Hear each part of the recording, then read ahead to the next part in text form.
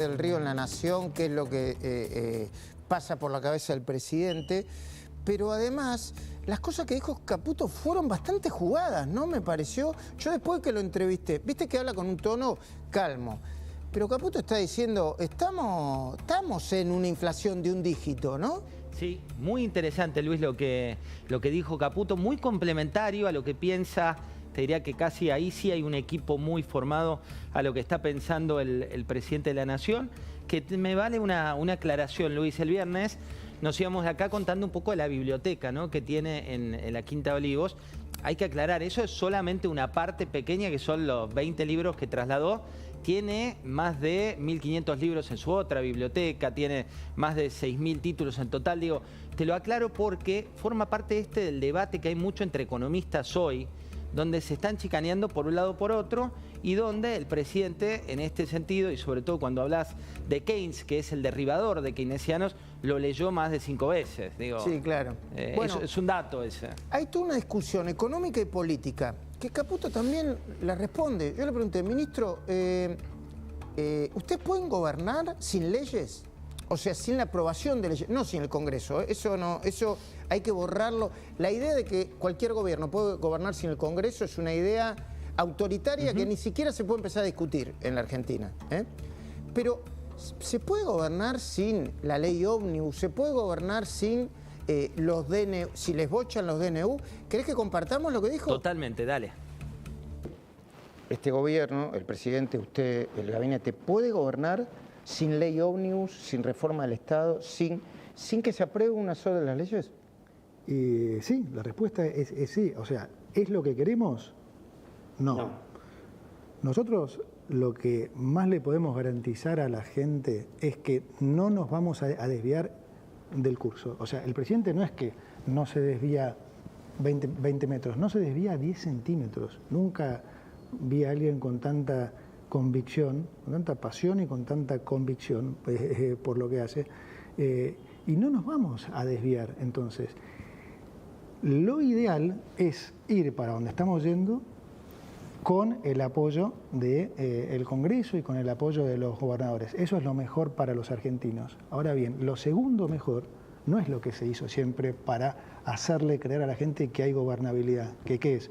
Transar con la política, ¿sí? Ceder en todas las cosas que piden, o sea, aumentar el gasto y tener que empezar a financiarlo con deuda o con emisión. Esa para nosotros no es la alternativa. La alternativa es seguir por el curso que nosotros vamos a ir con la gente, eventualmente sin la política, pero no nos vamos a desviar del curso.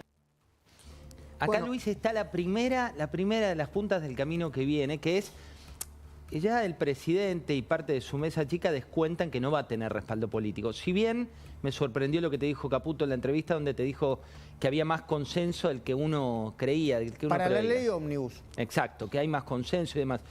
Pero en ese esquema en el cual la política supuestamente les va a contramano, no les va a ayudar, hay 3 ejes sobre los cuales creen que pueden gobernar sin intervención de otros poderes. Uno es el de Caputo y política monetaria, fiscal y económica.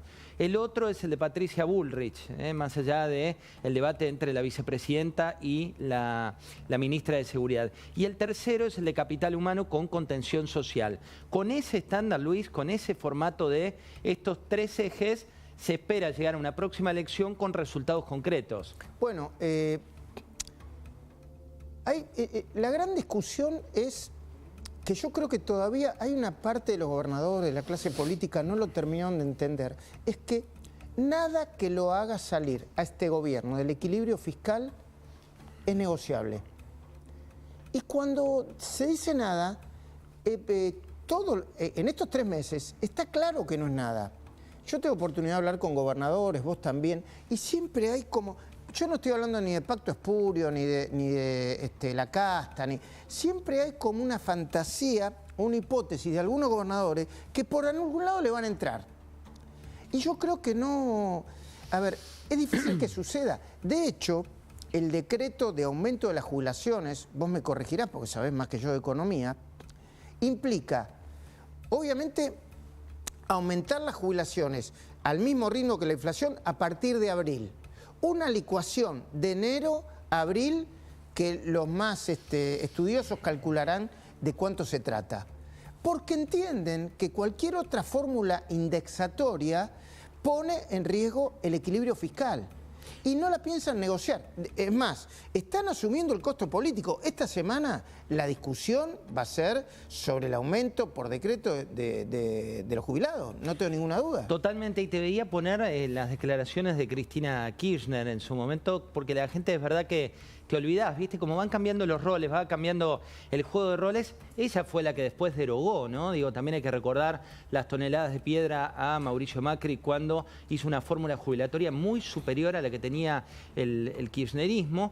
Y esto que decía hoy... Perdón, la mayor pérdida histórica de los jubilados en los últimos años se dio entre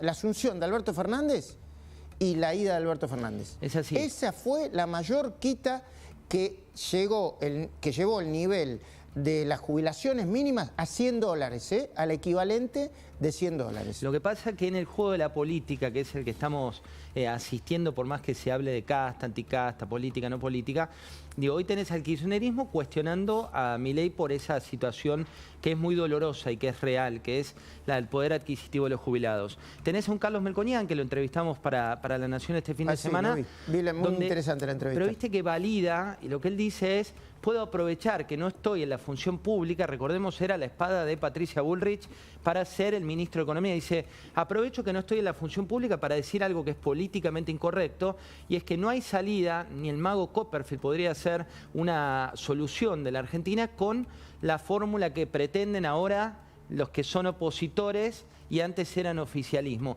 Y el propio Sergio Massa en su momento, cuando era ministro de Economía, también admitía, Luis, que ahí estaba la madre de todas las batallas como para poder salir de esta hiperinflación en la cual estamos sumidos. Bueno, creo que hay un corte, entiendo, Flor, sí, sobre jubilaciones del ministro Caputo. Veámoslo. La oposición va a decir que licuaron... no, pero por eso te dice, claro, le estamos dando 64, ¿cuánto fue la inflación en enero? 20. En febrero, 13,2. Le estamos dando 64. ¿Querés incluir los 25 de diciembre? Aún así. O sea, se terminó, digamos, el jueguito político. Así que tomamos, digamos, el toro por las astas, lo sacamos por DNU y asunto. Y debo decir que... Y van a pagar el costo político, supongo. Pero a ver. Y a partir de ahora se ajustan mensualmente, porque esa es la otra gran ventaja. A partir de abril. Claro, pensá que el próximo ajuste a ellos les hubiera correspondido en junio. En junio. Entonces ahora le adelantamos, por eso además del 30 le estamos dando el 13,2 más el 12,5 y a partir de abril se le ajusta todos los meses. Bueno, la cuenta que hace el ministro Caputo, corregime José, sí, es, nosotros ya le dimos el 30, ¿no? El 30 desde que asumimos. Y ahora, a partir de abril, vamos a indexar con la inflación, vamos a actualizar con la inflación.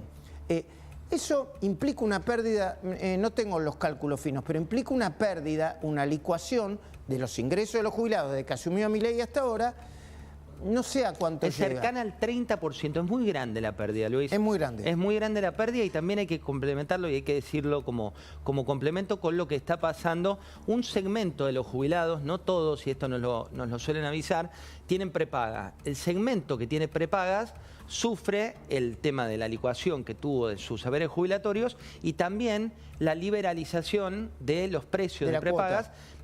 Recordemos que a mayor edad, más cautivo uno está del sistema de salud porque necesitas más no hay competencia y no podés moverte porque no te acepta la otra prepaga. Te diría que esta situación es la que, sobre todo en los adultos mayores, convierte en más crítica la situación económica. Bueno, y ya que se habla de batalla cultural, el gobierno, me parece, ¿no?, debería poner sobre la mesa algunas cuestiones que suceden con el sistema previsional. Una cuestión, la cantidad de jubilados que sin pagar los aportes en su totalidad fueron ingresados por la ventana por el gobierno de Cristina Kirchner. porque eso implicó que en el sistema de reparto los pedacitos de torta fueran más chicas para todos. Sencillo, ¿no? Es así, se achicó la torta de los que aportaban. De hecho, él te dio una definición que yo no la tenía presente, que es, como viene estancado el empleo privado, viene hace muchos años la misma cantidad de empleos privados que se van generando, y aumentó tanto la torta entre los cuales tenés que repartir lo que es los saberes jubilatorios, se invirtió la prueba de la carga. Hoy tenés cada vez más gente queriendo la carga salir. De la prueba. Exacto, no la prueba de la carga, la carga de la prueba. ¿Hoy tenés más? Más gente tratando de sacar dinero de una torta que tiene cada vez menos ingredientes. Bueno, los datos esos existen,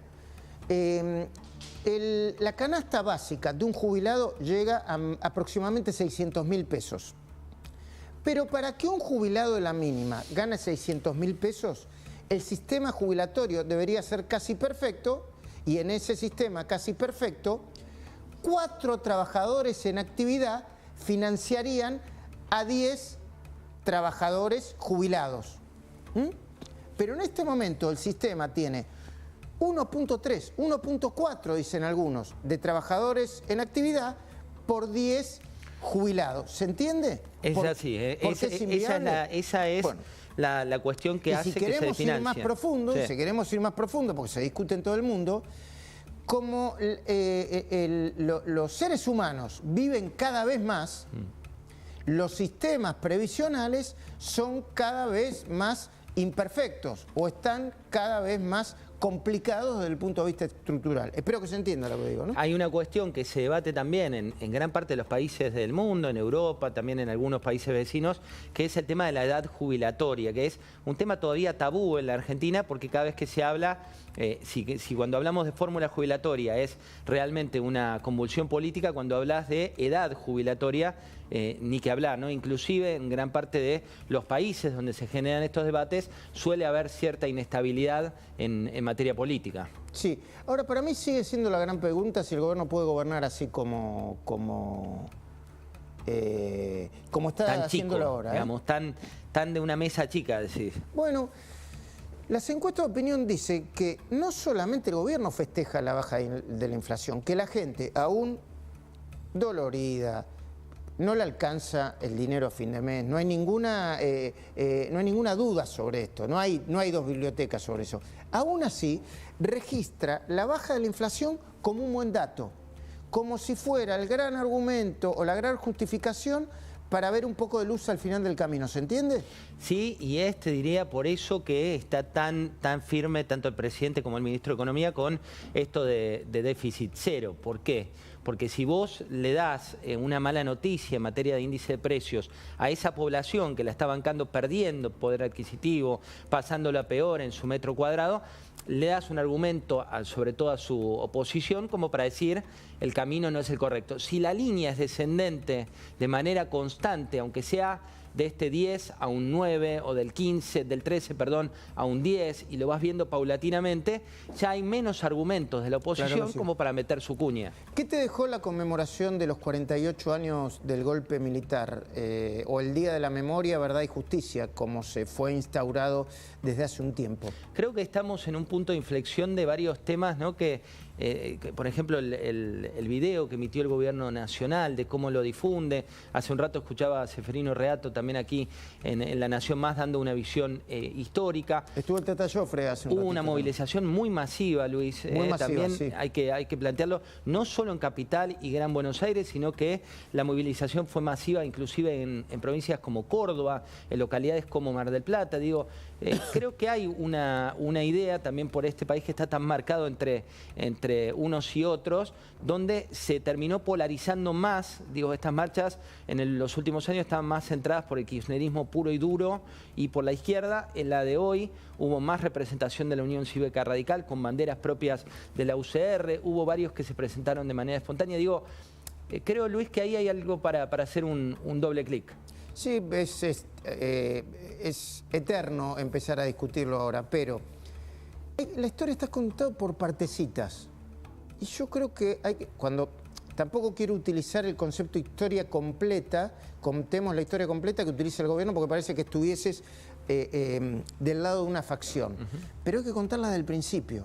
A mí me gustó lo que dijiste vos, esto de yo estuve ahí, en minutos va a estar aquí Luis Brandoni, vamos a hablar con él, que él también estuvo ahí, estuvo con fotos con Alfonsín que testimonian en la época, estuvo cuando no era hacer política de fotografías o en Instagram hablar de dictadura, estuvo cuando se producían, digamos, todo esto que hoy algunos te lo cuentan como protagonistas que no lo fueron, digo, recordemos las declaraciones que hay respecto de Cristina Fernández de Kirchner y Néstor Kirchner en su momento, digo, hay también un oportunismo político de cierta facción que tampoco está bueno. ¿Hubo terrorismo de Estado? Nadie lo duda. El que lo duda está contando una película incompleta. Hubo un juicio a las juntas que de manera muy valiente impulsó Raúl Alfonsín. Insisto, Raúl Alfonsín. Pero muy valiente. Y en ese momento, que me disculpen, ¿no? Que me disculpen los que ven otra parte de la historia, sin el más mínimo apoyo del peronismo. En ese momento el peronismo apoyaba una amnistía y el candidato Luder era la cara del impulso de esa amnistía. Hubo quienes contaron una parte de la historia. Hubo personas que sufrieron en carne propia el terrorismo de Estado, como Graciela Fernández Meijide, y eligió contar una historia más equilibrada. Me niego a hablar de palabra completa. Hay un documental, una película que yo recomiendo de manera muy ferviente que se llama El Diálogo, que es un diálogo entre Graciela Fernández Meijide y un ex montonero, Leis, falleció hace un par de años, donde el ex montonero cuenta qué fue lo que pasó en esa organización. ¿Qué fue lo que pasó verdaderamente por dentro de esos dirigentes? Cuenta como un grupo de dirigentes irresponsables, mientras se iban del país o negociaban con la cúpula militar, mandaron a parte de lo mejor de una generación a morir. Bueno, y no era la sangre de ellos. Ahí hay que decirlo una y otra vez, ¿no? También el valiente rol de Graciela Fernández Meijide, no solo por lo que ella tuvo que atravesar, la situación horrible y dolorosa, sino también por su mirada respecto del futuro, ¿no? Una mirada de tratar de reconciliar a la Argentina en lugar de pelearla, de dividirla. Digo, también eso habla mucho de ella, con Luis. Justicia. Totalmente, siempre. No con impunidad. No, siempre con justicia. Esto que te quiero mostrar, Luis, antes de liberarte, es lo que no me gusta del día de hoy, ¿no? A ver. Uno le puede gustar Milei, te puede no gustar, te puede gustar Macri, te puede no gustar. Pero cuando empieza esto de encender muñecos, prender fuego, esto no es la democracia, ¿no? Digo, hubo una elección, la elección la ganó el Partido Libertario, nos puede gustar, no nos puede gustar, pero no es la dictadura Milei, en concepto ganó una elección. Después se podrá ir, podrá gobernar mal, podrá tener una reelección, podrá cualquier cosa, pero ya cuando entras a prender fuego la figura de un presidente de la nación, no sé, ¿cuál es tu punto de vista al respecto? No, y además hay un trasfondo político partidario, ¿no? Hay quienes dentro de la oposición, yo no digo que sean todos, están esperando que a este gobierno le vaya mal, porque si le va más o menos bien, van a tener muchos problemas para volver al sistema político tal y como lo conocemos hoy, ¿no? Por supuesto que se puede discutir y hay que discutir las formas de Milei, la manera que tiene, el tipo de adjetivación que usa, y yo creo que eso es legítimo y discutible. Designa o nomina a un juez federal y a un académico para integrar la Corte Suprema, y eso tiene que ser discutido y está bien que se discuta. Pero una cosa es eso, una discusión dentro del sistema democrático, y otra cosa es esto. Totalmente. Se sale del molde y se sale del molde para mal. Totalmente. Bueno, Luis, gran programa como siempre a Cornisa, ya nos ha dado títulos no solo para La Nación Más, sino que en La Nación.com ya directamente tomamos la